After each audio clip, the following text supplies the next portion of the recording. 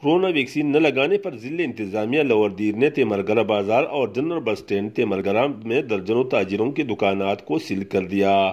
اس سلسلے میں additional assistant commissioner Timergara Sadiq Ahmad Momin, تحصیلدار تیمرگرہ شاہ احمد، نائب تحصیلدار Amjad Khan, incharge civil defence Shahzad Durrani, the levies کے باری نفری اور سول ڈیفنس کے رضاکاروں نے تیمرگرہ بازار کے مختلف مارکیٹوں اور جنرل بس اسٹینڈ کا دورہ کیا اور اس موقع پر تاجروں سے کورونا ویکسینیشن سرٹیفکیٹ طلب کی، جس کے نتیجے میں اکثر تاجروں کے ساتھ کورونا ویکسینیشن سرٹیفکیٹ نہ ہونے کی وجہ سے درجنوں تاجروں کی دکاناتوں کو سیل کر دیا۔ اس موقع پر additional assistant commissioner Timergara Sadiq Ahmad مومن نے تاجروں کو ہدایت کی کہ وہ فوری طور پر کورونا ویکسین لگائے اور اپنے آپ، اہل خانہ اور کاروبار کو محفوظ بنائے۔ انہوں نے کہا کہ جن تاجروں نے کورونا ویکسین نہیں لگایا ہے ان کے کاروبار بند کر دیا جائے گا۔ موقع پر صفائی کا انتظام بھی چیک کیا گیا اور صفائی کی ناقص صورتحال پر متعدد دکانداروں کو وارننگ دیا گیا۔